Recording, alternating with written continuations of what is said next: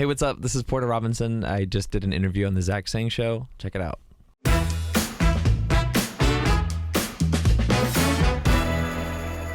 Hey, beautiful human. My name is Zach. That is Dan. And we welcome to the studio, Porter Robinson. Yes. Hello.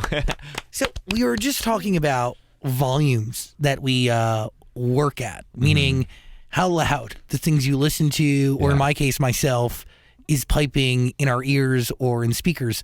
And you brought up something really interesting. You work pretty low volume.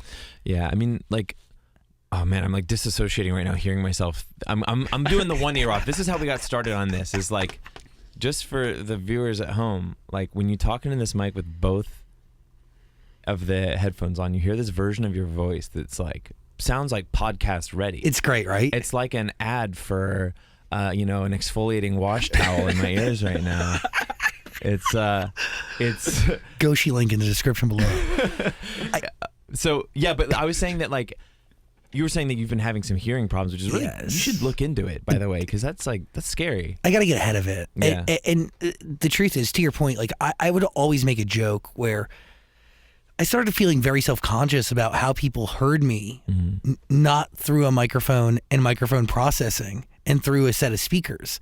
Like to the point where like I got, like even when I'm out in a loud place, like I feel like I need to scream. It's very fucked up. So for a while I would make the joke that I'd want to talk with a little microphone that goes into a little processor, and I carry a speaker around my belt, and that's how people can hear me. Yeah, it's so funny, like getting used to the like post processing that you do on yourself. I remember this one singer who I worked with.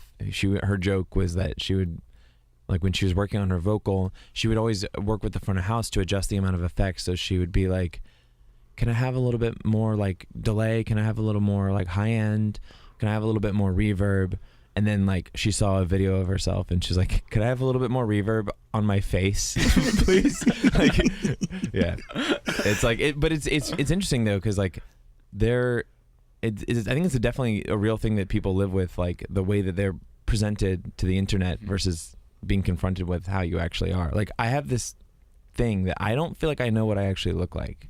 I wonder if other people relate. Like, what do you think you look like? Yeah, I don't know. Like, it's like, I don't know which pictures to trust. You know what I mean? I don't know which videos are accurate. I don't know which lighting is like legit. Sometimes I like it, sometimes I don't. Yeah, this is real body dysmorphia hours. But like, I feel like I don't know how people see me, basically. But have you seen those mirrors though? Sometimes you'll see videos of this on the internet. The mirror that basically inverts you? It inverts you, so it shows you how other people see you. Oh, I hate that. Okay, but most people.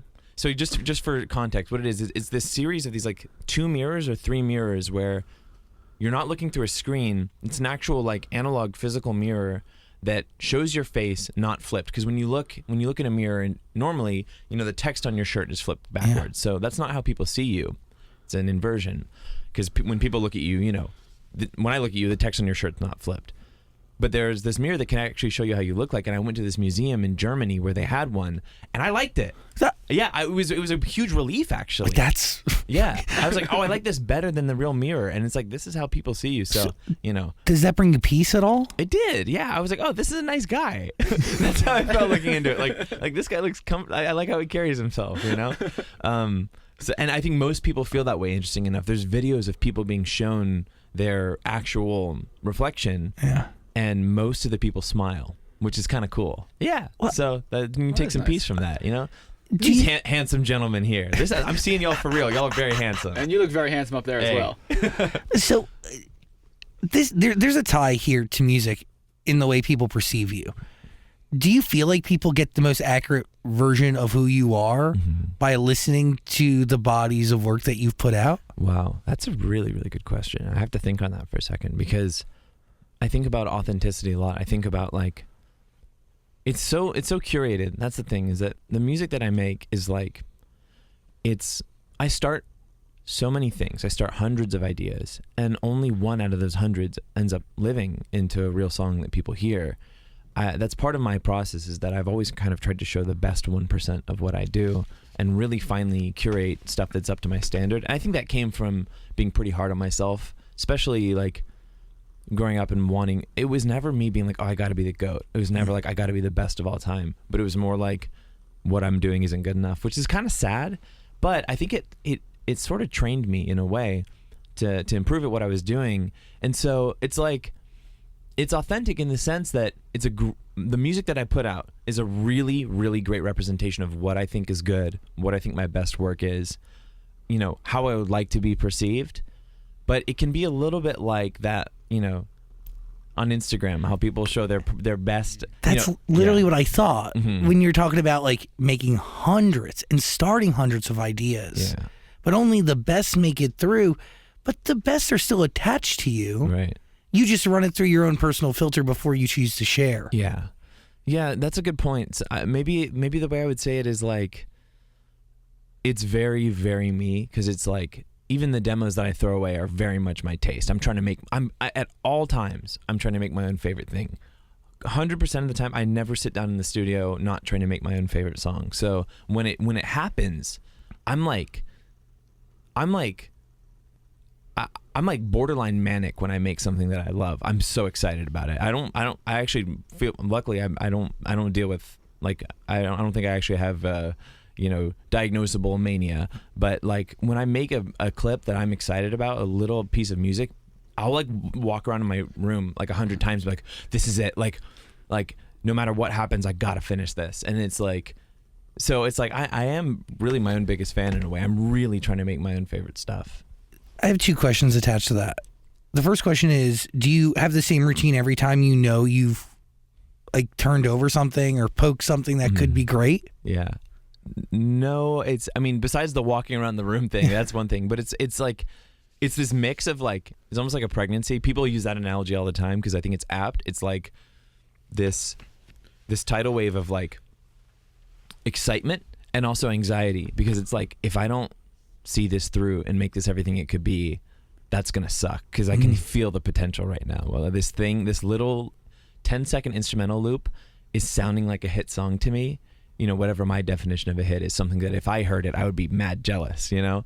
Like, now I have to realize the potential of this. So it's like, it's this wave of like, okay, I got to step up now. And I know I'm going to put like 100 hours into this. But like, if I can get it right, it's going to be so awesome. Did you have that reaction around Say My Name? Actually, yeah. That's so funny you mentioned Say My Name. So the first, because that's so different from the music that I'm doing nowadays. So this was like Say My Name was like a track that I released in 2010. And it was like, we talked about it last time. It's like a club track. It was like, banger EDM sort of track. And nowadays my music is a lot more lyrical songwriting. You tell real stories, dude. Oh, thank you. Thanks. I'm really obsessed with lyrics right now. It's dude, it's so hard too. Okay. Is that why you're so into them? Is because it's difficult? No, it's not. In fact, I would love it if it was easy. I'm always trying to find ways to cheat music into being easy, and it never is.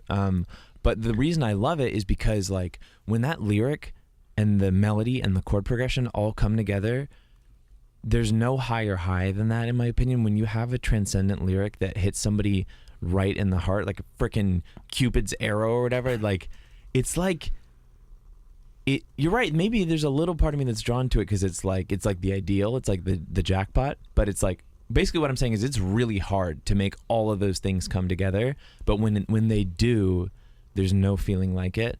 And I think the other thing is that I'm really interested in like conveying meaning with what I do. Like it's really important for me, for the music to like serve a purpose, I guess, because I've been doing this for 10 years now, and I've been touring. I've been on the road for 10 years now. And I think at first I was really motivated by success. I was really motivated by wanting to be bigger, wanting to feel secure, wanting to be able to provide for whatever family I was eventually going to have. And then I did most of those things, and I felt a little empty and kind of unfulfilled. And then I realized that the music that really spoke to me and the songs that really resonated with me were the ones that like said something that I found to be life-changing, or that spoke to me in a way that I knew was going to stick with me for the rest of my life. And so I guess I got a lot more interested in like conveying more direct like meaning, like this is about something, like this has a purpose beyond me. Yeah. Could you not portray that in a house record or an EDM record? You totally can, but like I think it's just like I got shit to say, you know what I mean? Like I have things that I feel like I have to express and things that I have to say. But like, look, I don't know if y'all have listened to Fred again. He's doing so well this year. And also, like, he was at your festival. Yeah, he's going to be playing. The fact that we have Fred again on the lineup this year is like, I feel like is like peak excitement for me. And yeah, I cannot wait for that.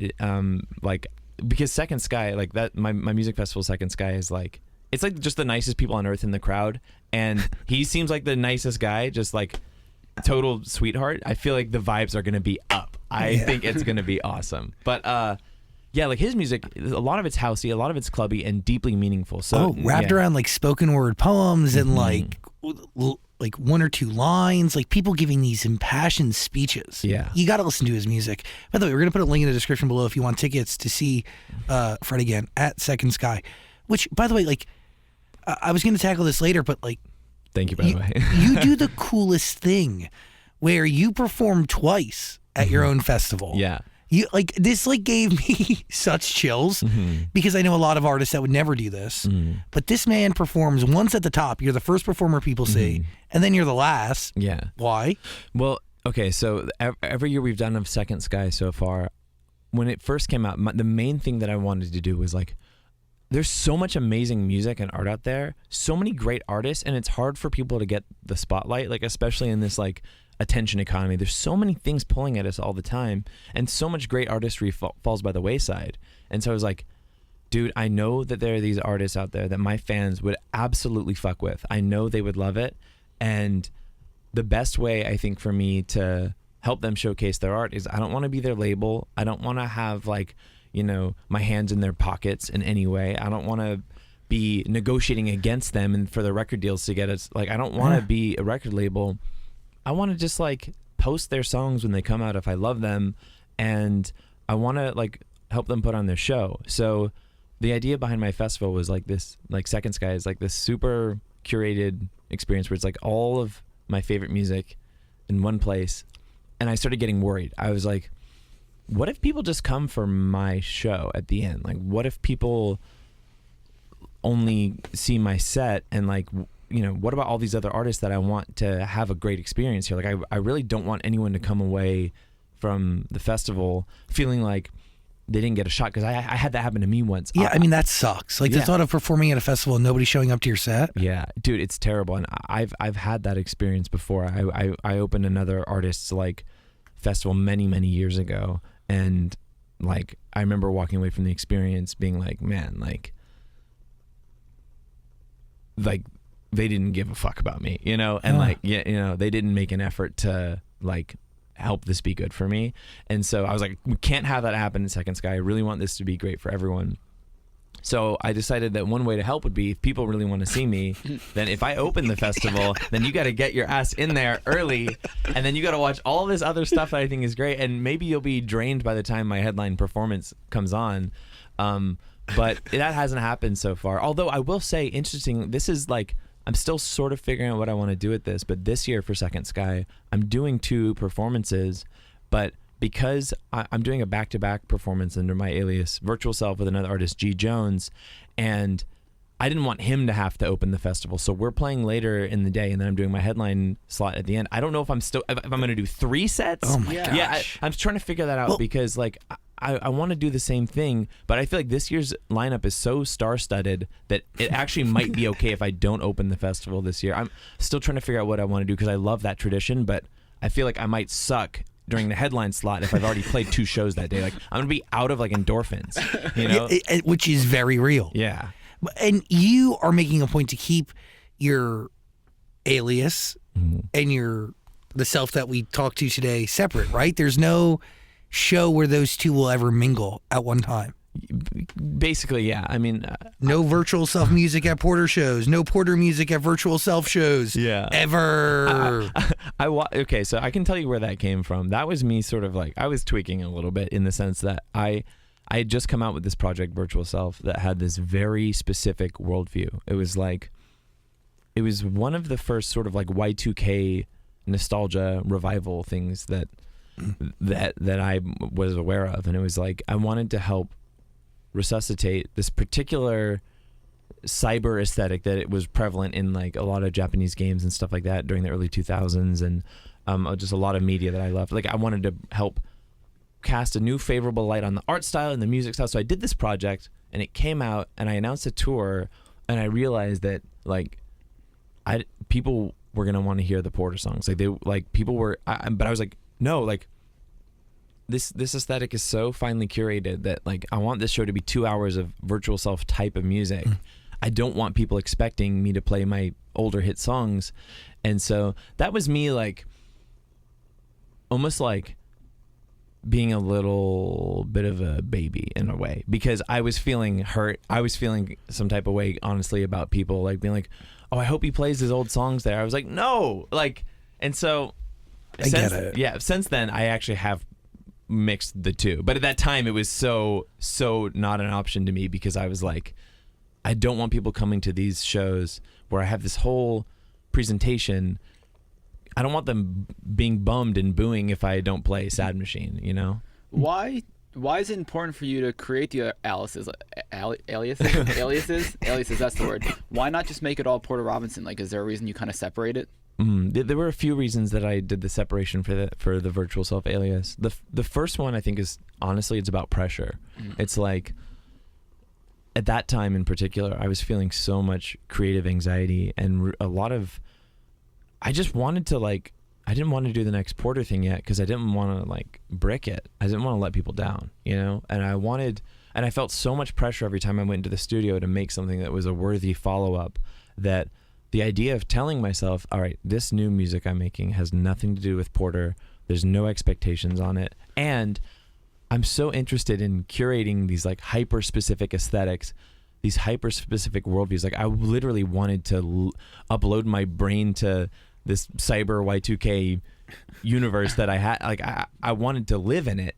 And so the idea of kind of mixing that aesthetic with things I'd done from the past, my older songs, it just like, it killed the purity a little bit. Like, I wanted people who went to a Virtual Self show to be lost in the aesthetic and not pulled out of it. I wanted people to get to, you know, drown in it, basically. And so that's why I have all these aliases. I have this other new alias, which is called Air to Earth. And the idea is like, it's like repetition, hypnotic, these long hypnotic sets where, the idea is just to get people in sort of a groove. It's a little more house driven. Yeah, I don't know, man. I'm just trying to have fun, basically. And it helps me to not feel the pressure. Well, I'm really interested. Like, okay, can you define worldview?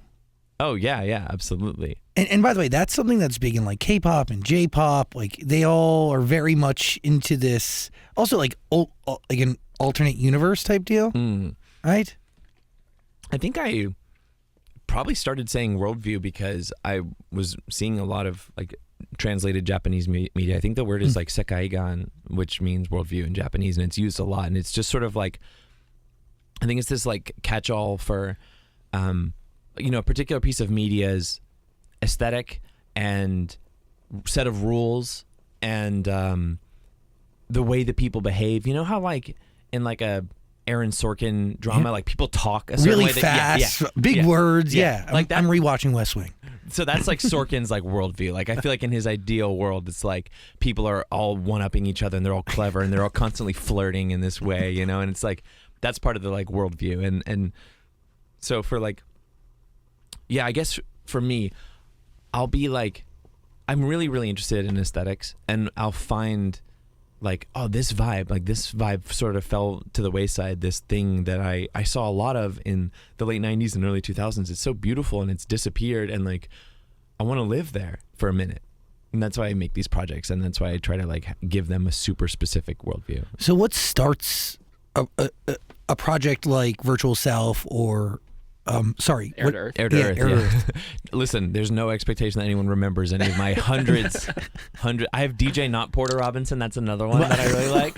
Yeah, yeah. DJ Not Porter Robinson. There's the list goes on. By the way, how cool is it? Like, just take a second. Like, it's cool that you could do anything you fucking want, and you have that freedom and that flexibility, both financially and creatively, and I mean all of it.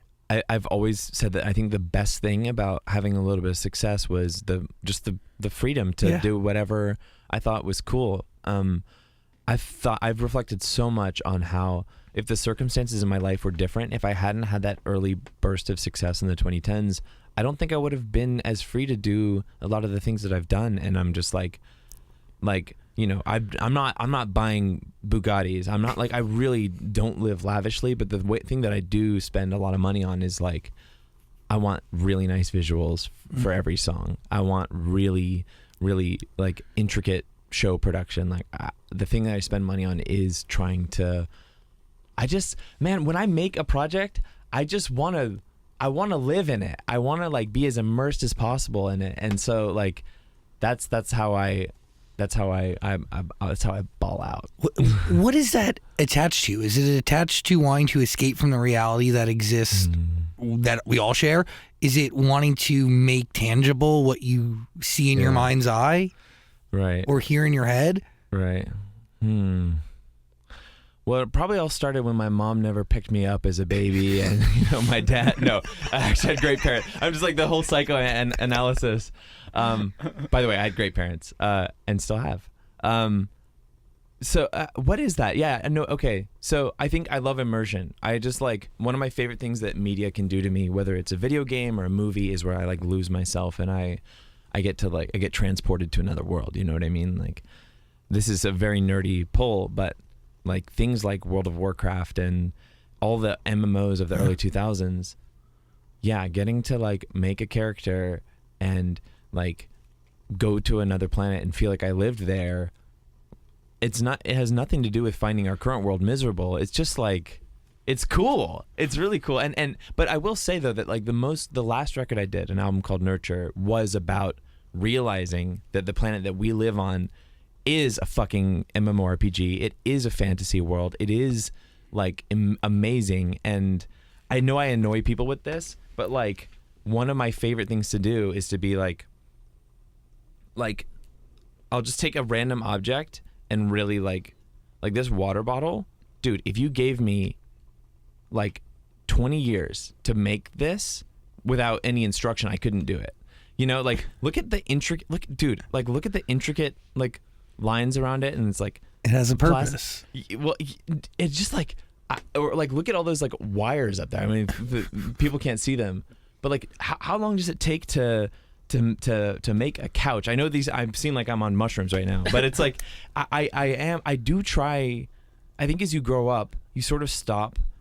Your brain starts filtering out unnecessary shit. Like you're thinking like, okay, like I got to be at this meeting by 2, and then I got to get my Uber Eats now so it's there when I, you know, and like your brain starts filtering out 99% of everything that there is. But if you take a second to contemplate like literally anything, like the pen in your hand, it's amazing. It's I think like everything is amazing. And so dude, I've been having this revelation recently where I wake up in the morning and I'm like, oh dude, like I'm still in my body. Like I was unconscious and I could have like never woken up from that, or my consciousness could have floated off somewhere. Like just like I don't know, man, something happened and I'm just so in awe of existence and of living and of like of getting to experience anything at all. To me is a fucking wild. And I just like, and I'm realizing like I gotta appreciate this shit while I'm here. Like the more time I spend looking at Twitter versus like contemplating like, holy shit, there's these flying animals called birds. There's these like amorphous nebula of water in the sky that shoot lightning down and rain comes down. It's just like, you know, you obviously can't spend all your time in La La Land like contemplating these things, but if you do it every once in a while, you'll be surprised it grounds you to recognize like that, you know, there's no shortage of people telling you that the world sucks and there's so many problems, and And it's right. There's so many things that need to be fixed, and there's so many, we got to all do our best to make things good for people. But it's also easy to miss how incredible and inspiring everything in our world is. And so, when I was at my most peak depressed, peak sort of unable to get out of bed, thinking I wasn't ever going to make music again, like thinking I couldn't keep going, that sort of contemplation was really useful for me, because I was like, I can't miss all this stuff. I can't miss this world that we live in. Like, so anyway, Does that moment happen after or before Nurture? It's like during the writing of Nurture is when I started, like, it's like I started Nurture, and Nurture is very much about like hope and staying alive. Shout out Bee Gees. And like nature and love and loss and grief and all these things. And so I think it was like around that same time that I was like, I felt like I wanted to make something that was, rather than being grounded in these fantasy worlds and these escapes, that was grounded on Earth, but I didn't know why. And I think the reason was because I kind of needed to believe that Earth was a place worth living on, because that's where I live and I want to keep living, So yeah. What a beautiful realization to come from art that you're making. It's true. Yeah. I'm grateful for it. I mean, is that how, do you feel like is that how you're going to work out things moving forward? Meaning like with yourself? How do you mean? I mean, you could find answers in some way from making music. That's true. I mean, sometimes, one of the things that part of my process is that I'll like, when I'm trying to come up with lyrics, I'll just like, I'll turn on the auto tune to 100% and like, so it sounds like this, like the, and I'll just start babbling like random syllables. I'll be like to whatever melody of whatever I'm writing. I'll start hearing lyrics in the noise. When I press play, when I play it back with all the auto tune and all the effects and stuff like that, it starts getting a little blurry. And I'm like, oh, it kind of sounds like I'm saying XYZ here. And it's like this Rorschach test, It's like I'm really just seeing my own reflection there. I'm hearing the things I kind of want to hear. It's a way of like tapping the subconscious, I feel like. Oh, that's interesting. How often do you do that? All the time. It's how I start writing lyrics. Well, so Look at the Sky. There's a lyric in that song, I Can Make Something Good. Yeah. You tweeted that in 2015. Yeah. Wow, that's a deep cut. Did I tweet that in 2015? You did. Wow, that's awesome. You got me. You just nardwared me a little bit. I mean, that's weird, right? You didn't know? I started that song in 2015. Really? Yeah. So I may have tweeted that when I wrote that lyric, but that album came out in 2021. That scares me, like 6 years. But why'd you go back to that song? Because it just took me forever to finish it. Yeah. It seems like such a simple song, but it was like, dude, I was so stuck. I sometimes I forget exactly how, like, I was at the point, and for people who follow me who are listening to this, I apologize because I know you've heard me say this 100 times, but like, I was so uninspired that I actually couldn't listen to other people's music or watch movies or anything, because I was like scared I would get jealous, and I was scared I would like listen to it and be like, fuck, this just reminds me even more of how I'm breaking it. Like, this reminds me even more of how I can't even do this anymore. But that's a vicious cycle, right? Because if you're not having new input, you can't create new output. So like that's probably why Look at the Sky took me like 6 years. Like, I was running on fumes making that song, but you knew there was something there. You could have bailed. Yeah, but I couldn't have, Like, so how often does that happen where you hang on to a song for that long before it ever touches the public's ears? Pretty often. Yeah, pretty often, because Something Comforting, which was one of the other singles that came out in 2020, started in 2014, and I remember I was riding around New York listening to the little demo I'd made of it on loop over and over and over, and just being like, I gotta finish this. I gotta figure out a way to make music again, because like, this is so good. Like, this is part of the song that's just like bum bum bum bum bum bum. It's just this little hook, but it filled me with so much hope, and like, it was the symbol for me for years of like, I got that little thing down, and so now I gotta finish this. And yeah, man, it happens all the time, and it's like a pregnancy, like I said, where I'm like, well, like I'll make a new idea and I'll be so excited, but I'll also be like, oh fuck, like this is, now I gotta do it. now I can't retire from music because I got this thing started and I have to finish it. But your own work brought you out of your creative rut. You're gonna make me cry. That's cool. Yeah, a little bit. Yeah, other people too.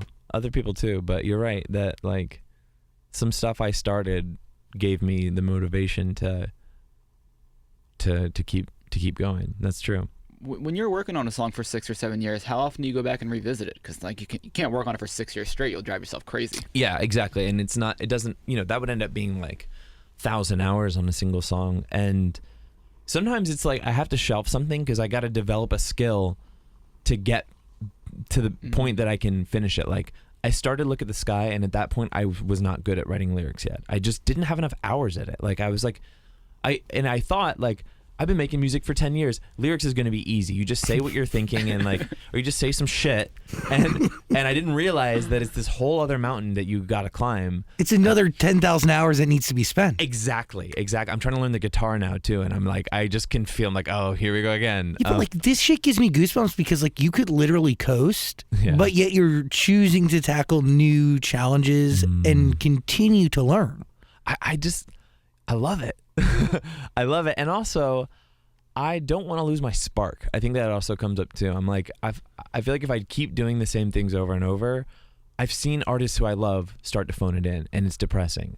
Like artists who I really, really looked up to at one point, like I've watched them get to a point where I can tell they've lost the passion. And I think that novelty is a big part of, and like newness is a big part of passion. So I'm like, I'm going to learn how to play the guitar now because I picked it up a couple times and I really liked how it felt, and I realized the lyrics were coming a little easier, so I gotta try to learn this thing now.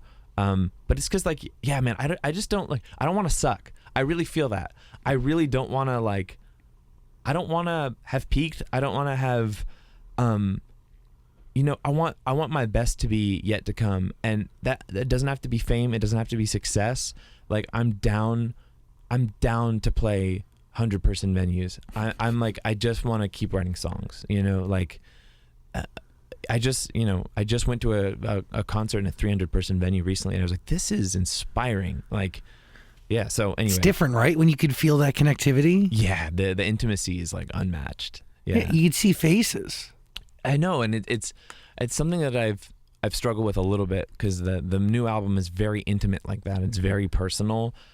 Everyone says, "Oh, my new album's personal." I mean it this time. I know it's like the biggest cliche. It's like, "Oh, so and so gets personal on their new album." Like, "Oh, get in line." Yeah, exactly.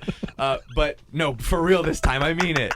Mine, it was the first time I was not talking about, I had a song about like falling in love with a robot, and I had a song about like, the world ending. Those were my big songs from before. The new songs are about like me being deeply in love with my fiance and like not wanting to die because of it, so like I actually did get real. And wait, what was the question? But by the way, like you get married after the album. You got married in February, right? January? Okay, wait, so not quite. I proposed, and okay, I think sorry. no, all good. I think we're probably gonna get married at the top of next year. I wanted to do it this year, and I can't wait to get married. I just because she's the one. Like, man, like I can't.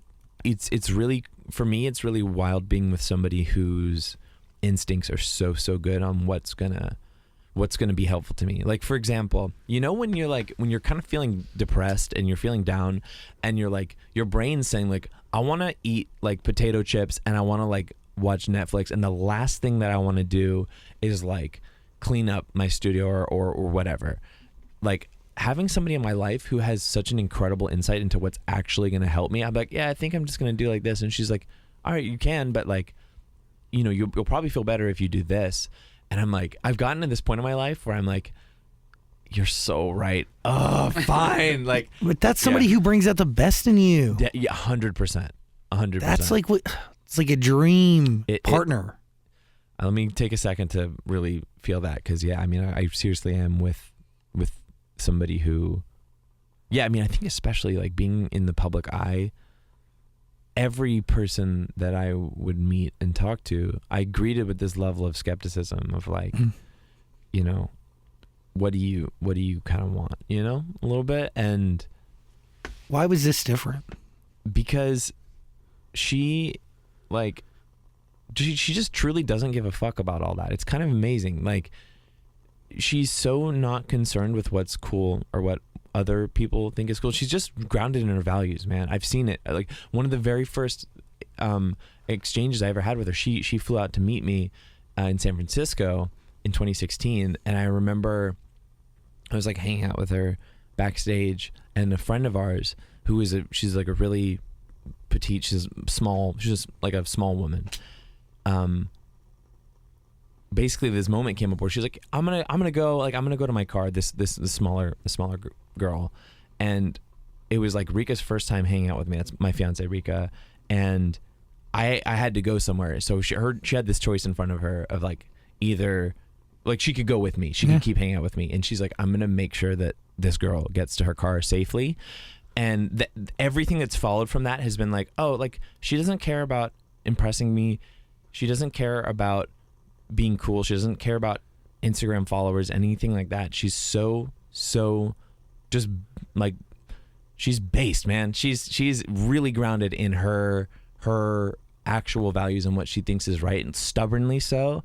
And I think I can get a little caught up in like trying to be cool sometimes, and you know, trying to say the right thing, and she's just not like that, and it's a miracle. So. Yeah.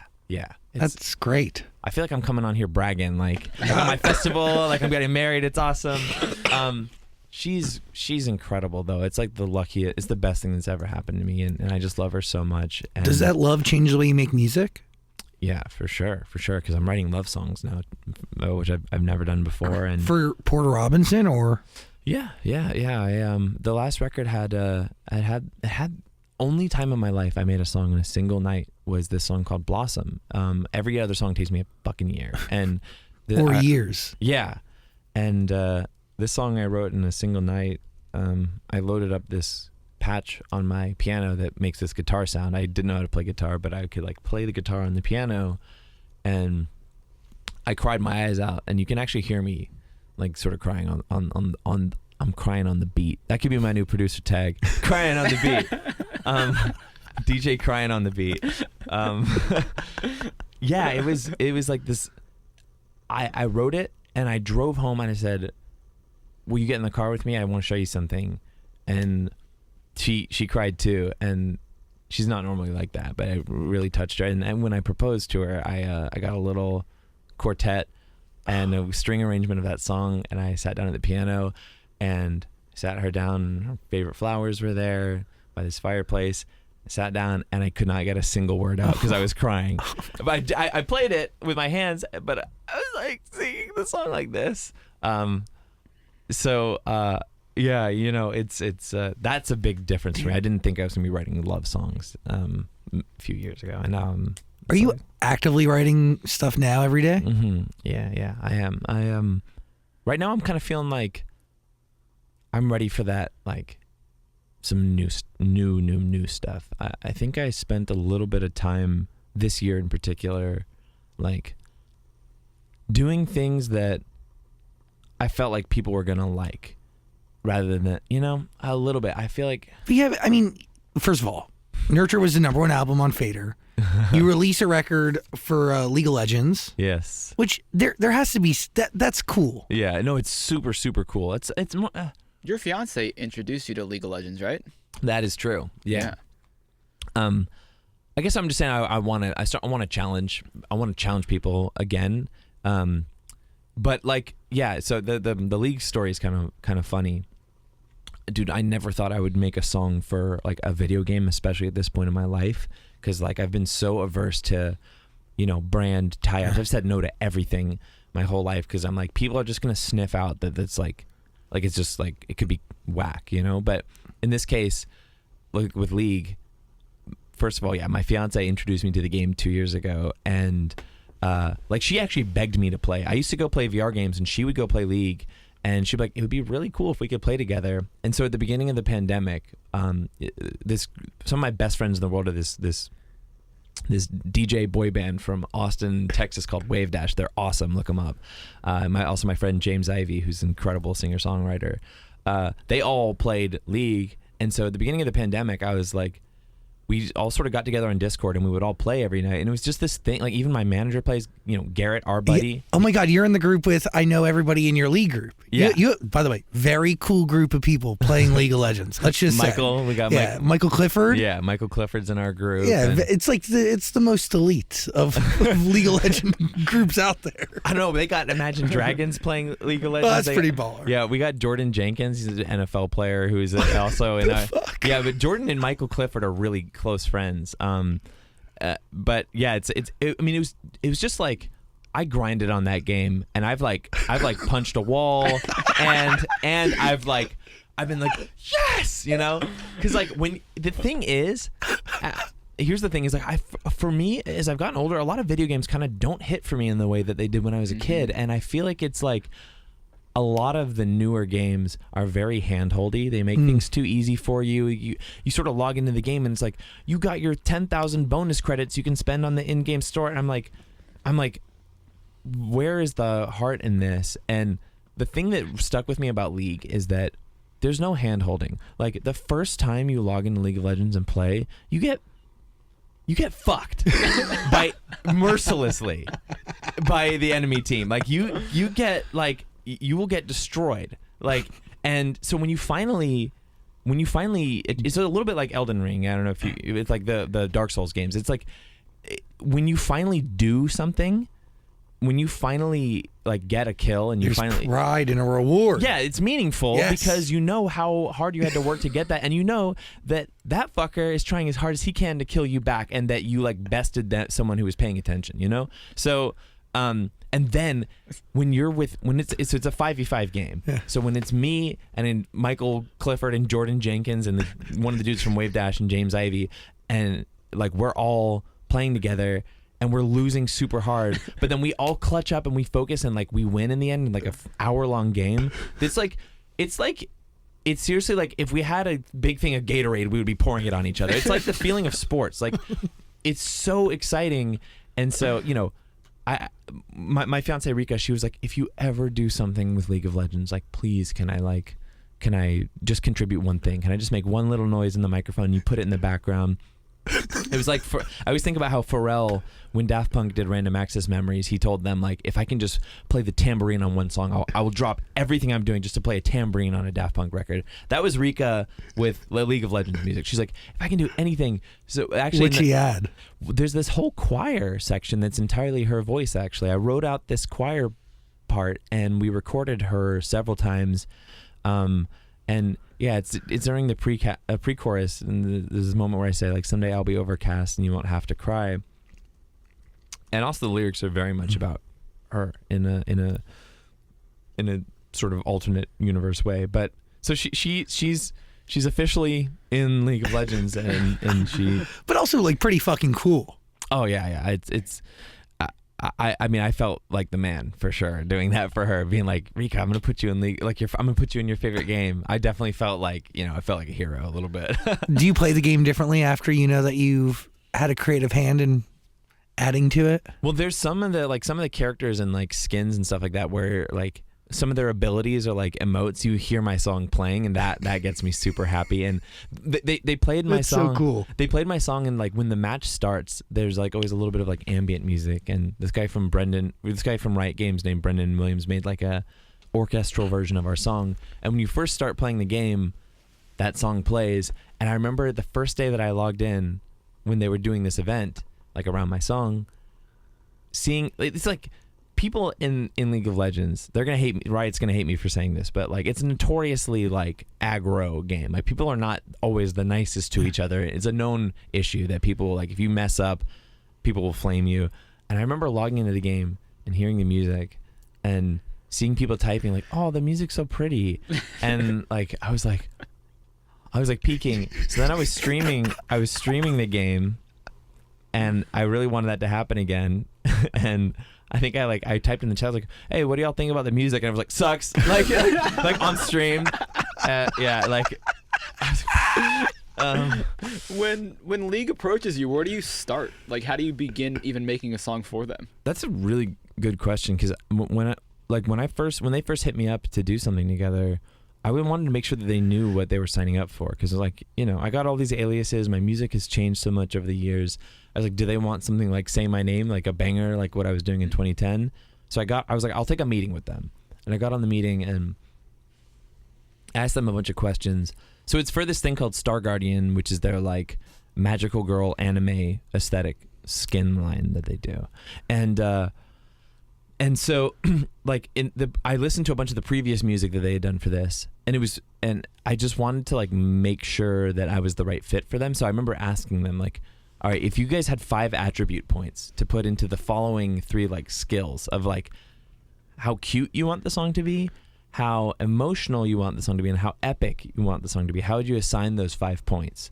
And everyone said 3 in emotional, 1 in epic, 1 in cute. I was like, okay, that describes my music pretty well. Like Wow. like that's what I thought too. But if they wanted me to make something that was like super like a cute, mega cute anime aesthetic, like really super happy but no sadness, or if they wanted something that was just like a pure battle anthem, I didn't think I was gonna do that. Yeah.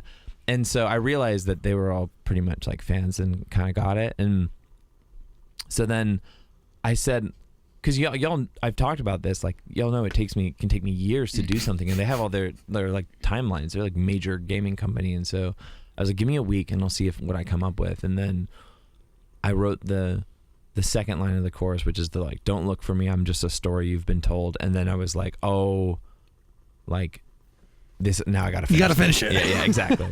So that's kind of how it got started. So it's brand new. That's surprising, because I was gonna say the song sounds a little nurtury. I guess that's what we're gonna use, nurtury as a word. Nurture-pilled. Yeah.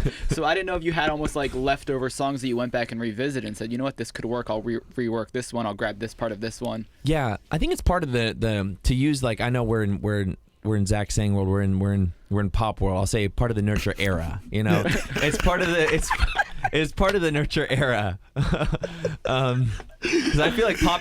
Oh my artists, God, like, I say era fucking 17 times a day. Yeah. It's part of my nurture era. You know, I learned recently that when K-pop stans say visual, they're talking about someone's appearance. Yes.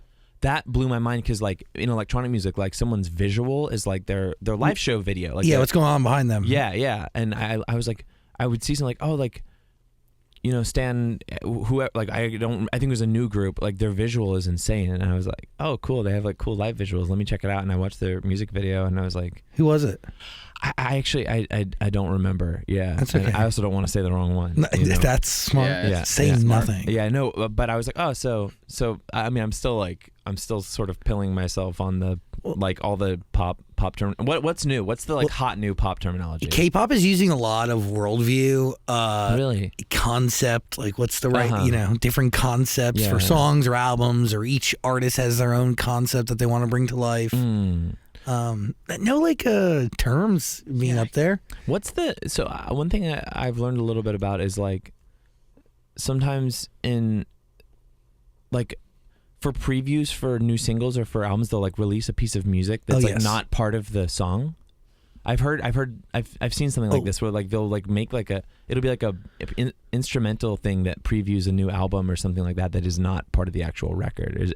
Or am I I don't know. I know a lot of people are teasing pieces of it. Pre-saves are a big deal nowadays. If you don't get pre-saves on your song, does it even exist? And if you're not like looking into camera, lip syncing your own record to TikTok, is it even real? I know, I'm not doing that yet.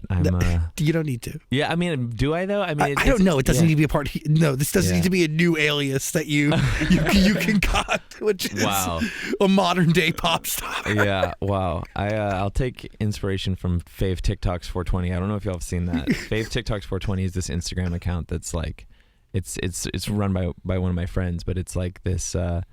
It's just like, she has really finally curated her TikTok feed to show her like she only likes like the things she hates the most, and so she gets this like incredible, but at the same time she appreciates it and she loves it, and so it's a lot of like like a lot of the videos on Fave TikTok's 420 will be like some really sad music will be playing, and it'll be like somebody like lip syncing out and acting out a scenario, like a really sad scenario or something like that. Like, let me try to think of a premise of one. It would be like, there's always like a twist. I can't. It just needs to be seen to be understood. But yeah, with the new alias, I'll be pulling inspiration from the e-boys on Fave TikToks. The internet's really scary. The democratization of content nowadays is like, it's at an all-time high. I've never seen anything like it, and it could only get worse, before it gets any better. Is it weird that you're celebrating the 8th anniversary of Worlds just last week? Yeah, it is. It is. I can't believe how much time has flown, to be honest. I mean, I think, okay, it's so annoying when somebody says the pandemic, but like, yeah, like that did not help with the time dilation. The fact that there was like a big 2-year break, but no, it's like, that album still feels new to me. And oh, really? Yeah, it does. It does. It's like, yeah, I'm so uncomfortable. I get so much anxiety about how quickly time seems to pass me by, and I'm still trying to pick apart what that's about. Is it because I'm looking at my phone too much? Is it because I'm like so wrapped up in work? Like, is it just a natural effect of getting older? That's it. I can't accept that. You can't beat yourself up over looking at your phone too much or working too much. I think the reality is time moves no matter whether you want it to move or not. And do you fear getting older? Yeah, I do. Same. I mean, it's just like, yeah, I mean, for real vulnerability hours, like, I just want to be a really great artist, and I really want to be good at music, and I just don't want to have like, I don't want to have like reached my peak, Mm-hmm. I want to, and like I said before, it's not about success, it's not about fame, it's just about vitality. Like I've seen, like I said before, when I've seen people lose their spark, I don't want to have that happen. Like I want to make, I love passion. Like I feel like passion is the thing that drives my whole life, and I just don't want to lose that. So I think it's like, I definitely have anxiety about getting older, but I also have excitement around it too. Like sometimes anxiety and excitement are two sides of the same coin. I'm like, I'm getting married, like to the love of my life. Like, and I'm getting married at 30. Like, I'm really happy that, like, now I know I'm not going to be, 50 and looking back and going, man, like I really should have done things that were age appropriate, like I don't want to be 50 trying to be 25, I want to be, I feel like I'm 30 and like I'm doing 30-year-old things. Like I'm writing music that's about a genuine reflection on like how I think is the best way to live and the things that I think are meaningful in my values and love and like getting married. But yeah, it's just like, I'm just like, I can't lose the spark though. And that is something that weighs on my mind. Well, it took you like, I guess it was 7-8 years between Worlds and Nurture. Mm-hmm. Does that mean the music you're writing now about being in love, getting engaged, everything that's happening, are we not going to hear that for another like, is it going to be 2028 and we're going to get the next album? 10 years later. Was that SpongeBob? Yes. My poor attempt. No, I recognized it. It worked. No, I don't think so. I'm currently like putting a lot of effort into finding ways to be a little less like self-critical, and like I'm realizing that I think I threw away a lot of good stuff trying to be perfect, Mm-hmm. And so I'm in my what's this era going to be called? I'm in my speedy era. I'm in my quick era. I'm in my like putting stuff down and moving on to the next idea era. I think so singles or what? I don't know. I don't really know what's next. I have the outline of an album in my mind. I'm starting, the picture's filling itself in slowly. I have this little idea of some aesthetic notes that are interesting to me, but something that one of my contemporaries, Madeon, who I did the song Shelter with, who also just played a show in Japan today. I wish I could have seen it because I've heard it's like going crazy. He's so gifted. Yes, very, very, very brilliant person. And then you guys have been friends since early. You met That's on true. like some thread or some shit, right? You're very well informed. Yeah, me and Hugo Madeon met when he was like 12 and I was 14, and online, and we were kind of like rivals on the music production forum. Like we were both trying to be the best, like, preteen producer on there, and I think like we were both a little better than other people at our age at that time, and so I think we really saw each other as like we we bounced off of each other a lot, and then we but did that. pushed each other in a proper way, even though at the time could be seen as unhealthy. Yeah, and I think it was appropriate, you know, and you're right. We pushed each other so much, and one of the things that he mentioned to me, he was sort of thinking about music and eras, and one of my favorite things that Madeon ever, you know, he's always been really aware of his place in pop culture, and he has this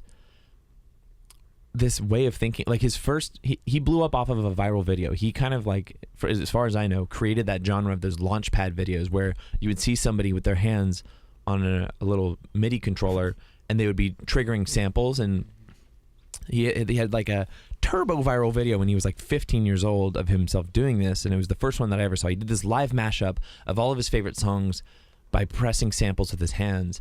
And he was already a seasoned music producer at that time, at like, you know, 15, 16.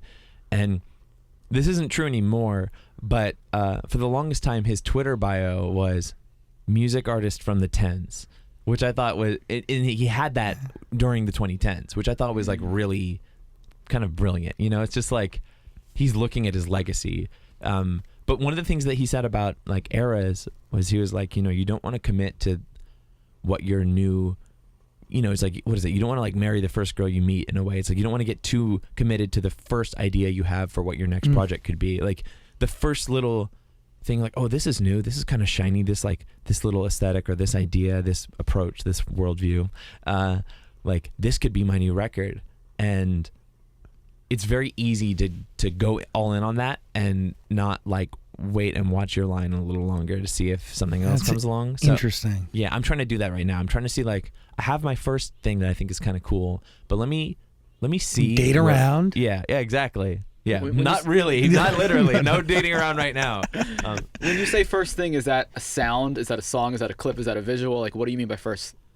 It's all of the above, actually. It's like it's like a sound. It's, for me, it's often very visual. It'll be like, so, and I'm gonna play my cards close to the chest here, because, like, you know, I don't want to give away anything, but like it'll be like a new visual aesthetic where I'll be like, oh, there's something about this texture. Like with Nurture, this idea of just these bright green meadows and these blue skies, that was one of the first touch points that I knew I wanted to do something that felt like that, but I didn't know why. And later I come to find out, oh, it's because, like, and hopefully I'm not reading tea leaves too much here, but it's like because I needed to fall back in love with reality. And that's what that is. Like nature, these blue skies, these meadows, is the symbol of earth and of things being as they should be, and of peace and health and all these things that I needed.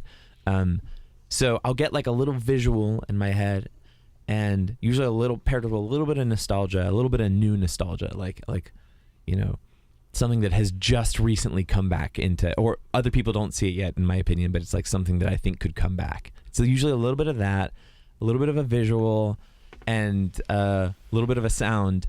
And I have one of those like nuggets right now that I'm like, I could do something based on this, but I'm wanting to, one, not overcommit to the first thing that I see, and two, I don't want to be too nostalgic anymore. I feel like nostalgia can be a little bit of a trap, because it's like, it's sort of like, nostalgia can sort of be like, it's like a drug that I'm under that not everyone else is under. It's sort of like when somebody, you know, starts smoking a ton of weed or starts doing a ton of psychedelics, and their art can become sometimes impenetrable to people who haven't done those things. Some, not always, because there's some incredible psychedelic art and there's some incredible weed art out there, you know, but like it can be, I think nostalgia can be the same way, that I could risk losing people because I'm under the spell of this disproportionate, irrational affection I have for this one little thing I remember. But sometimes there's some meat on that bone too. It's like, oh, like this element of it fell out of style and people aren't doing it, but it feels fresh now. Yeah, and you can redress it. Exactly. So I'm trying to like, I've fallen for I've been a little bit of a hoe for nostalgia in the past, a little bit. I've been a little bit of like too eager, you know, to be nostalgic and too eager to like to embrace like a that nostalgic affection without qualifying it enough, you know. And so, how do you qualify it? I think by finding real novelty around it, pairing it with something new, you know? But you have to experiment to get there, right? That's true. That's true. And that's what I'm doing right now. I'm like writing stuff, but I'm also being like, let me see what else comes along here. Did you really give your parents the best Christmas gift of all time, which is telling them that you make music and that you have a song in a German nightclub?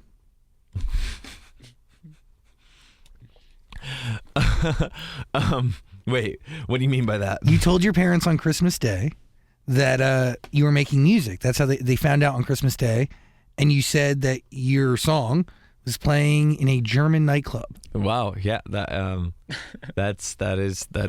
is true. Yeah, so I think I love that was the qualifier. Like the second you're being played in a German nightclub, your parents need to be aware. Yeah, yeah, I think things are different now.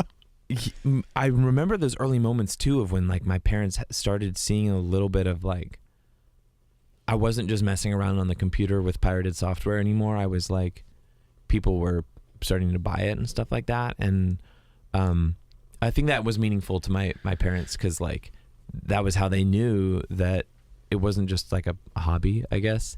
Yeah, I mean, I like to think that, I mean, I have a song called Mother on the new album too. And speaking of amazing Christmas presents, my older brother, whose name is Nick, he dove deep on, he went and got every single home video we've ever had on VHS converted into digital format. Oh, sick. And we watched them for hours on Christmas Day. Everyone cried. And I did end up using them for a visual. So before I play my song Mother, there's this little intro. And it starts off with me holding a digital camera or VHS camera, and I'm pointing it in the mirror. I'm like, my name is Porter Robinson, and I am going to be giving you a tour of the house today. And then it cuts to like my dad playing guitar and me watching him and talking to him, and like clips of me and my dad playing the piano and stuff like that. There's vanishingly little video of my mom actually, but yeah, I mean that song Mother was about the sort of grief that comes with like sort of like moving out and moving on from having your parents as your primary caretaker, and also very much about my younger brother got very sick a few years ago. He had Burkitt lymphoma, he had cancer, and it was about like my mom would stay in the hospital with him and sleep next to him for days and days on end when he was at his absolute like lowest point. And so that, that song was perhaps, that was I don't know if it was more like a gift they gave to me, but like that was my big thank you to my folks, is that song about how, just about how inspiring their love was. And it's another way in my life that I reflect on. I'm like, I got very lucky. Not everyone has gotten to have, it's true, parents that were good for them. And I can say like pretty much with very few asterisks on it, very few qualifications, that like I had really good parents, and they had great instincts about what was going to be good for me. And like, for example, they both graduated from UNC Chapel Hill, and I think they really wanted one of their kids to go to that school. And I got in, and I kind of worked my tail off to do it. And then the year that I got in, I was like, hey mom, hey dad, I think I'm going to put in a deferment. I'm going to go on tour for a year and see if I can make this music thing work. And they were like, go for it. And that was meaningful to me, How special is that? Like, your dad doesn't see you play until your first show in Santa Cruz. Mm-hmm. He took you. He did. Yeah, he did. We went to a little nightclub called Motive in Santa Cruz, and my dad was with me. He watched me like drink a Red Bull. I remember I fucked up my intro horrendously. Dude, I was so, it's so embarrassing. There's video of it online. My first show, I had one song out, Say My Name, that you mentioned earlier. And the claim to fame was that it went to like the number one on this big DJ music website called Beatport. I think I talked about this last time. Still using Beatport to this day, by the way. It still means something to me. And but I had no experience DJing. I'd never even been to a nightclub in my entire life. So I was like completely a fish out of water, but I had a little bit of a vision of like what I would want to go see. And I wanted to see somebody who could mix like little snippets of each song really fast and like give you this whole breadth of this journey. And so I went to my sound check before the venue opened, and there was like a local DJ, and I feel bad. I shout out to whoever it was. I can't remember what this person's name was, but he was like, I was planning on just starting the track, which just starts with like a, which DJ intros you normally want, like, you don't go straight into the beat. You kind of have like a, it's a build. Yeah, it's a build. And so I was like, shit, what am I going to do? And he showed me this little trick you can do on the DJM where you can do this thing called a beat roll, where if you take like a little bit of audio, like one of the kick drums, like a kick drum is like a, right? You can like press this button to grab a little bit of that audio and like loop it. So it's like, and you can speed it up and it'll go like that, right? Whoa. And that's what I was gonna. He showed me how to do it. I practiced it a couple times. Like, cool, that's gonna be my intro. It's gonna be like a little like thing when I start.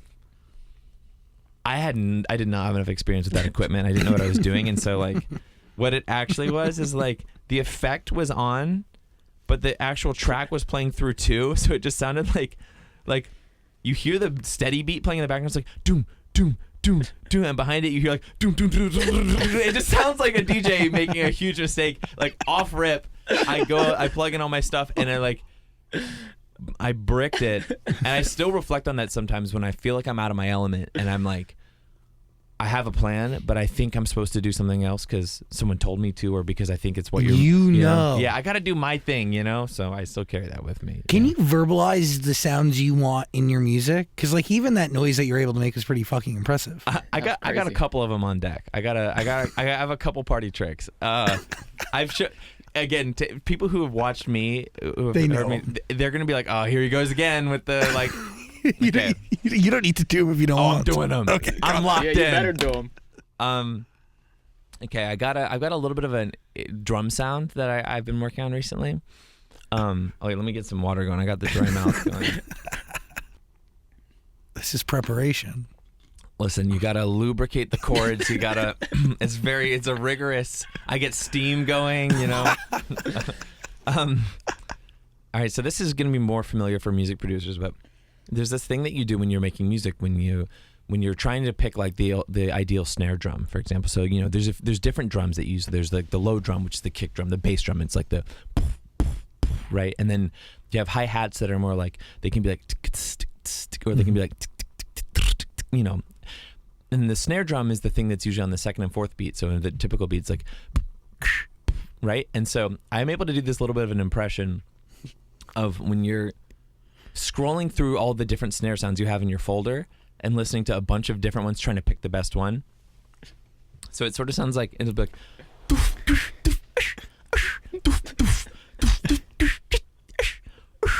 and so yeah, that's my your impression is scrolling through the different snares. Scrolling through the different sounds. But like in an actual beat it'd be like yeah.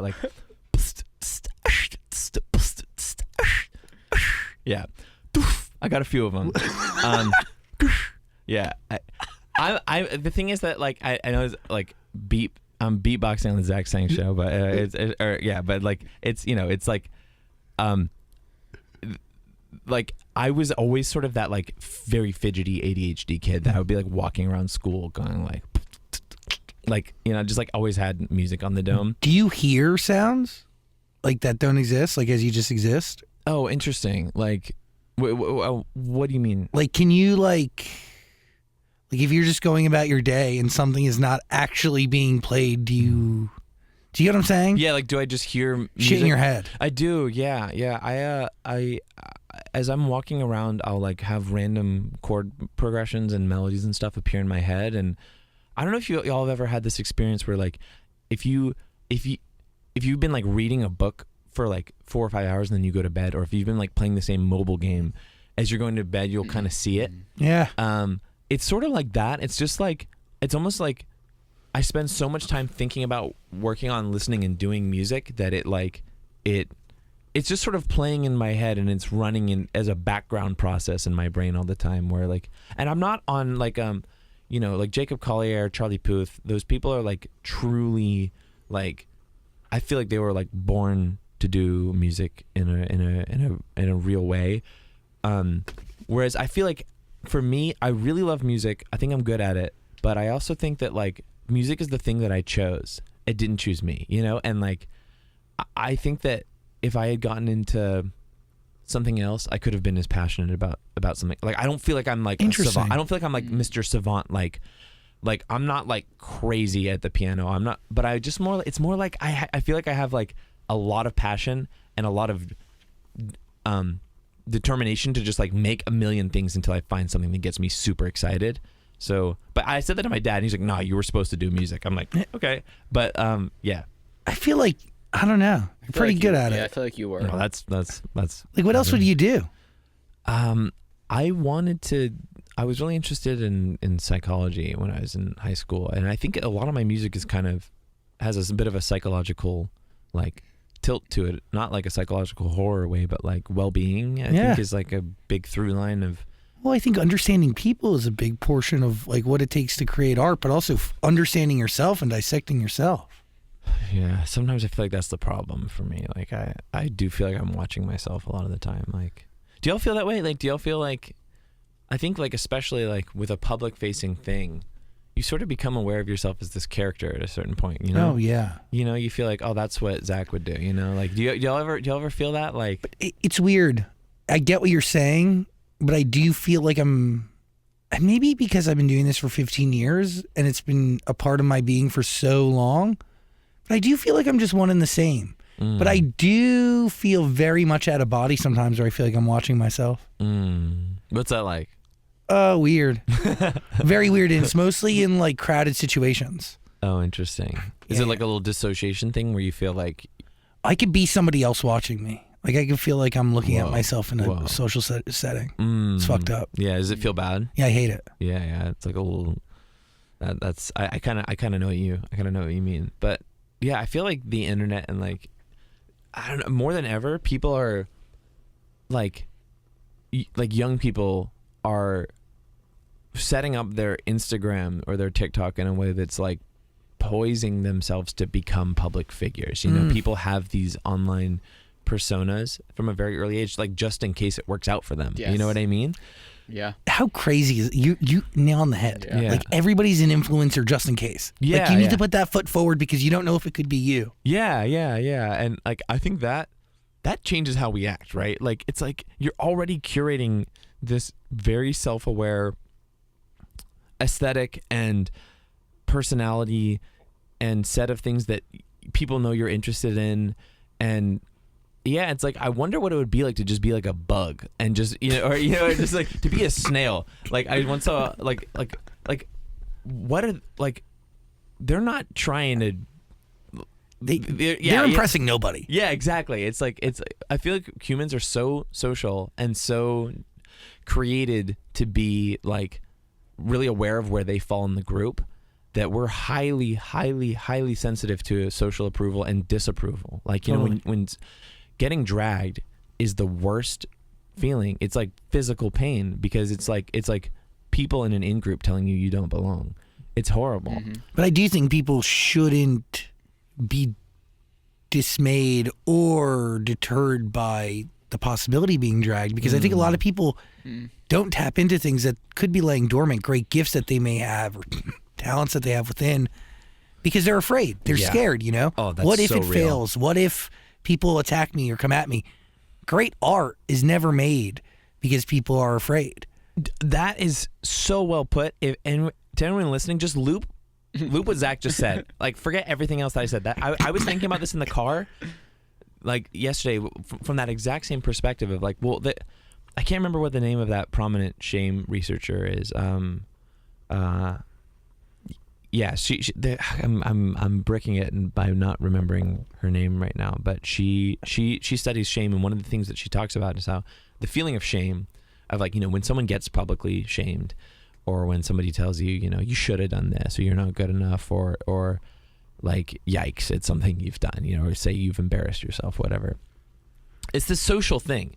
It's like, to me, guilt is, oh, I did something it was not like aligned with my values. Like when I feel guilty, I'm like, like I really didn't act the way I wanted to. And like whether or not people know about it, just for whatever thing I did, I wish I did that differently. Whereas shame for me is like, it doesn't matter if you know your own heart. It doesn't matter if you know your own intentions when you're sort of being like dragged or being ostracized by a group of people, and that is like a really painful experience, because you can be like, oh, I know I didn't mean anything by that, but like it sort of doesn't matter because it's like this social thing that's happening to you. People are telling you. Yeah, exactly. And likewise, like approval and validation is like really addictive in that same way too, where it's like, oh, I feel like I belong. Like people are big upping me and telling me I did a good job.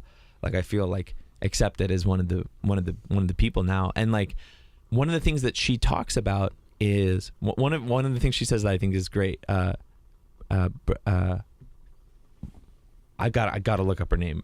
It's okay. Something Brown. Shame researcher. Brene Brown. Yeah. Oh, I've heard of her. Yeah.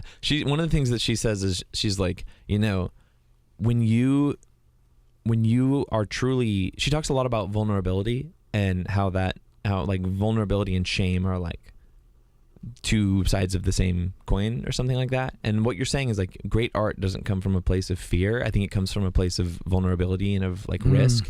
And fear makes you put on armor and say the safe thing, and that just doesn't catch people's attention because they've seen it before, and like do the safe familiar thing. And vulnerability is taking the risk of getting dragged or getting embarrassed or looking dumb, and like that's where the truly resonant stuff comes from. And I always think about that. I'm always like that fear of not belonging, or of people telling you suck, or people saying that you did something bad or whatever, is so often millimeters away from the thing you actually ought to be doing. It's like so often so close to where you're gonna shine, I think. Like I heard someone say, don't kill the part of you that, someone said, don't kill the part of you that's cringe, kill the part of you that cringes. Oh, I like that. Yes, I love it. That's yeah. It's wow. Like, yeah, I know, because like so much great stuff is like comes from that. Yeah, and it's right on that borderline of being like someone being like yikes, or someone being like this ain't it. You know what I mean? Like story of my life. Oh really? Wait, tell me more. Oh my God, yeah. Yes. Almost half the things I've ever, more than half, or almost, could be determined seen as cringe. Yeah. Yeah. Sorry, I smoked too much weed, dude. No, really, truly, that is so fucking true. Mm-hmm. Yeah. I mean, being afraid to do what you feel in that moment with like without filter or without restraint or whatever it may be. I mean, that shit could be cringe, but it's that risk that makes it meaningful. Fuck yes. Yeah. Makes it great. Totally. I think that's dead on. I really, really do. And it's like, and that's what's one of the things that's scary about being an artist is like, you can play it safe, or you can try to like take the risk. And like, yeah, just like when I see people take off with like astronomical success and success that resonates with everyone, it's always somebody who's like doing things that I might have stopped myself from doing, you know? When you're on stage in front of like 100,000 people at a festival, are you concerned with how you're coming across in front of that audience? I mean, it depends on the show. Sometimes I'm super, super aware of myself and feeling like embarrassed and like, they don't like me, and like this isn't, I messed that up. And then there's other times where I'm like, I'll mess something up on purpose just to get people's attention, then go do something else. You know what I mean? Like I love that, like that energy of being really stimulated and excited, and like the moments where I don't care if I'm coming across as cringe, or even like wanting to come off as a little cringe just to like not be boring. Yes, I do that all the time. Really? Oh my. Yeah. I mean, come on. I was on the radio for years, and I would like make up different names for different artists because I got bored. Like, because I would announce the same songs every day, so I'd call them by different versions of their name. That's fucking cringe. Like, if you heard me say Justin Bieber or Olivia Rodrigo on your radio, you'd be like, but I caught your attention. Yeah, exactly. And you're now thinking about it. Yeah, you're stimulated. Yeah. You're focused on the fucking radio, which usually people aren't. Yeah, true. It's it's that there's definitely something to that. There's so many ways that we could just like that's crazy rephrase it, but like I think that like I've been trying to carry that into the studio recently, where I'll be like, I'll say something and I'll be like, that's not it. But then I'll think like, wait, what if this is it? You know, like I'll write a lyric and I'll be like, this is a little too on the nose. But I think, but what if I said this exact same thing and it was actually dope as fuck? Like, what if this was like, I try to do that now. I'll like, when I'm working, I'll think of something that the self-aware, critical, scared part of my brain goes, no. But I'm like, but what if? Like, what if this was awesome? And it gets me into this like state of curiosity rather than judgment, which is helpful. Trying to understand if you're coming in your own way, it's really important. And I do that a lot. But you get to analyze it from a different perspective or vantage point. What's the right way for somebody to attend a Porter Robinson or virtual reality show? Oh, wow. Should I go on something? Should I go pure? Should I not wear shoes? Oh, are you saying like substances and stuff like that? I mean, just what's the right headspace should I be in?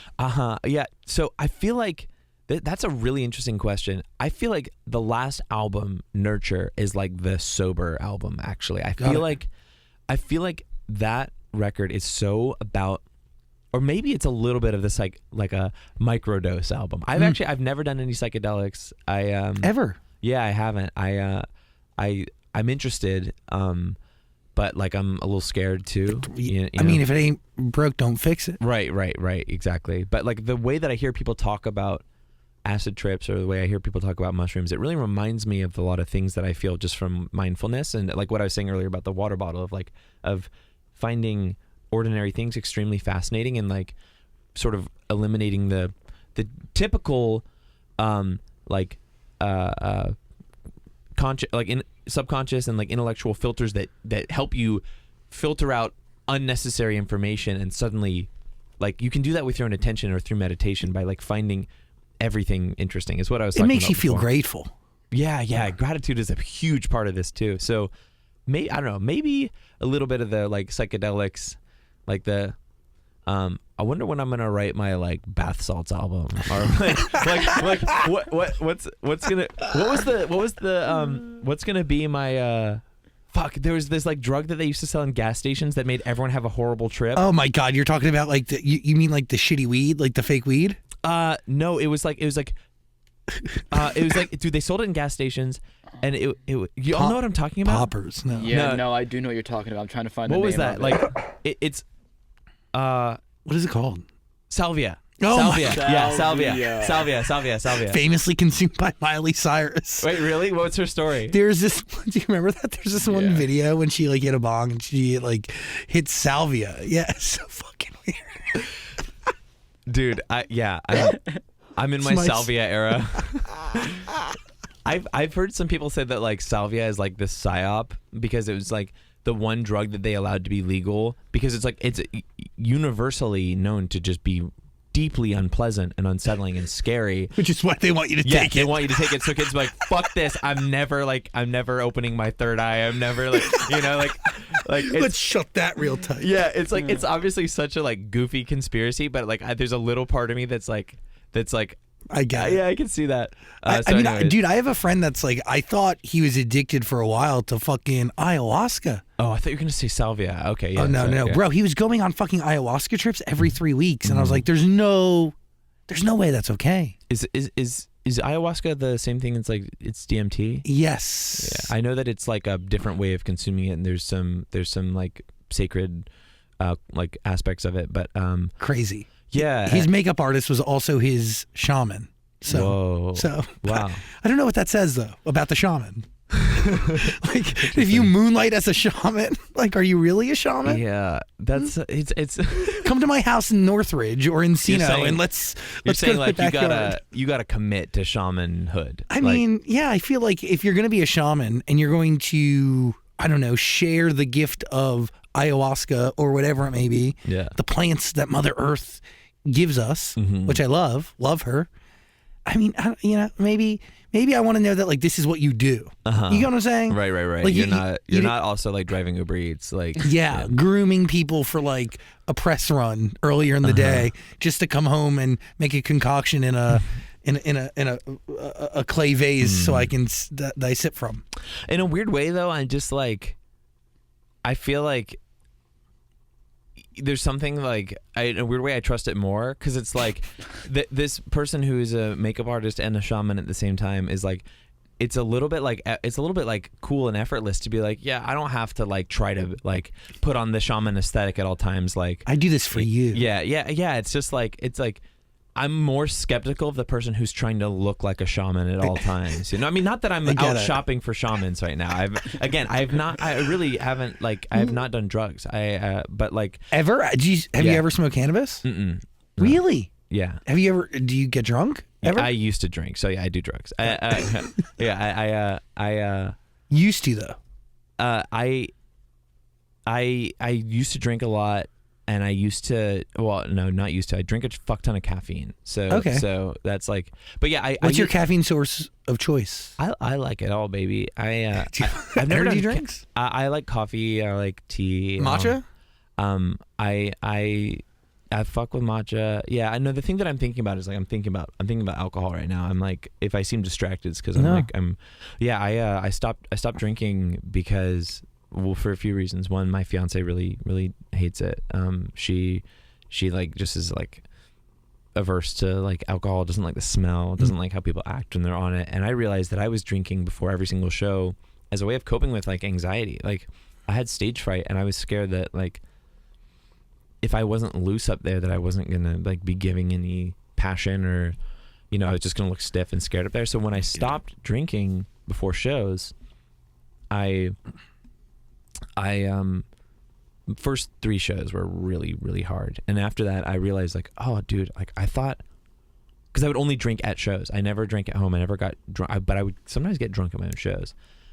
And after the 3rd or 4th show, I was like, I thought I was having fun up here because I was getting drunk and getting loose. I'm having fun up here because I'm performing. And now I feel like I really leveled up in terms of performing as a DJ and making better decisions. It's more just like being drunk for me like masked the shame that I might feel from bad decisions. But sometimes if it was going really badly, I would get like angry in my head, and I would get like it would amplify the positive emotion and the negative emotion. Totally. You know what I mean? Oh, I was kind of rocking with Ritalin and amphetamines and stuff for a while. Like Adderall, Ritalin, yeah, like Vyvanse. Like Vyvanse is not it. It is not it. No. Oh my gosh. No. Yeah. Vyvanse. Nah. I mean, and I stopped at those too because I like, you know, not to qualify this too much, but I'm like pretty cautious about drugs. So, because I felt like I had so much to lose, and I'm a good boy, you know. Does it feel weird though that you're in an industry making music for like that type of culture in some ways? It does. Yeah. And there've been times where I've wondered like whether that limits my ability to connect with it, but I don't think it does, man, because like the most like ecstasied out genre of electronic music, in my opinion, would be like trance music.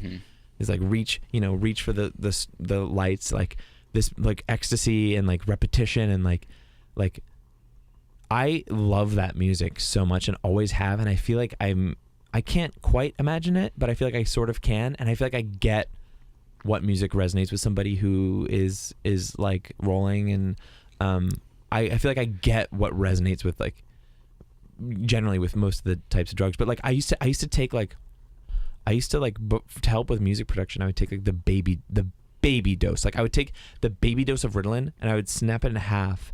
I'm like, so like I feel like a mom, you know, being like, oh, I can't like, but I would take it, and I swear on everything, I would get fucking manic. I would like the little bit of it. Like my theory is that because I think amphetamines act on your dopamine receptors, and I think dopamine is related to motivation, productivity. My whole life was about like being productive and making music. So to get a hit of that feeling of productivity, even the baby hit was way too good. It was like, and people who understand drugs better than me will probably like, that's not how it works. Fine. But like it would make me feel like I would write something kind of mediocre and feel like I was God, and like then I would start tweeting, and I was like, and I would come down off of it and be insanely irritable again on half of the 5 milligram Ritalin, like the tiniest dose that the elementary schoolers are taking way more than me, and I would be getting fucked up, and so I realized like it was too potent for me. I liked it too much, and so I swore off of that too. But caffeine sometimes gives me. Have y'all rocked with the amphetamines? Yes. I was on Adderall from like 10 to 21. Mm-hmm. How was that? A journey, I'll tell you that much. No, I did. To your point, like I definitely had confidence when I was on Adderall, but also like I did go through this really weird period of time where I was wondering whether or not the success I was having in life was because of the Adderall or because of myself. Wow. And that was really hard because, I mean, I would really, like, I was taking Adderall again, like from 10 to 22. I started a radio show when I'm 13, 14, and I do that for all of high school. And it goes pretty well starting like sophomore, junior year. And I really attributed a lot of my go, a lot of my confidence, a lot of my say anything and just go with it mentality. Yeah. Even my quickness, my wit, focus, I really gave to Adderall, I think. And then it took me a while to realize that it had nothing to do with it. And if anything, it was kind of making me worse. How so? Manic, very intense. I'd get hyper focused on little tiny things. So if something went wrong, it would erode me. And then that's all I'd be able to think about. And like in this, like little things go wrong every day. I do a show 5 days a week and I have for like every day for 10 years, 12 years. So like little things are going to go wrong. Yeah. The art is moving on and making those mistakes into something great. So real. So when you focus on the mistakes, you never have the ability to make anything great. Yeah, that's so real. That reminds me of this thing that I felt on stage once where I went out to perform. It was on the Nurture tour, and I immediately made a big error. Like I don't remember what it was, but it was bumming me out. And I had this thought where I was like, okay, I'm on song 3 of a 18-song show, and I can tell this is about to fuck me up for the entire show. But I imagined that that was the reality that unfolded, that like I was in my head, I didn't get into it, the show ended, and I was bummed because I was like, I let this really get to me. But it's still song 3. And so I imagine I'm like, the show ended, but I have a time machine and I can go back to this moment right now where I'm still in song 3, and I like, what if I turned it around? Like what if I like just get over this shit that went wrong off rip, and I like I was literally imagining how bummed I would be if I didn't turn it around in that moment, or imagining that the show sucked but I had a chance to do it over, and I was like, right now is my do-over chance. And I feel like that you can kind of summon that at any time. Like you can be like, you're about to relapse on whatever thing, but you're like, oh, but what, like right now is like my do-over in a weird way, of this future that I don't want to come. Well, like don't be attached or hyper laser focused on the wrong. Just try to right the wrong in the moment, because everybody has that potential, right? Like everybody has that opportunity to either be hooked or drowned in a mistake or redeem themselves. Yeah. And the redemptions come in all sizes. Yeah. And mistakes come in all sizes. Yeah. It's people who struggle with perfectionism, I think, have definitely lived that through and through. Also, I don't know where we're at on time, but I just realized I'm about to pee. No, we're about to wrap up. My phone is being blown up because you have to go to Palm Springs. Oh, I gotta go. But we can literally talk for hours. Clearly. Oh yeah, but this sorry. is what I add real quick before you pee.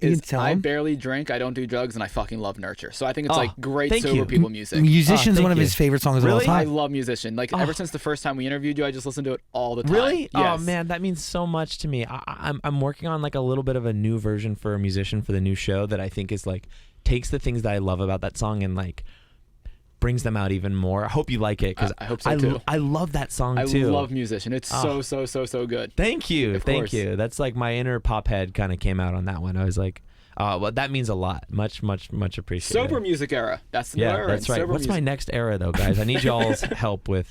My next year is about to be my piss era. I gotta go. Go Nurture. There's a link to it in the description below, but also go to Second Sky. It's from what I've seen in Incredible Festival. I'm showing up this year. Yes. Link in the description below. Please buy tickets. Porter Robinson, genuinely one of our favorites. Thanks for taking the time. Thank you guys so much for having me. I'm so glad to have been here in person. This was way too fun. Again, anytime, and break a leg tonight in Palm Springs. Thank you. Thanks for hanging. Peace. Thanks,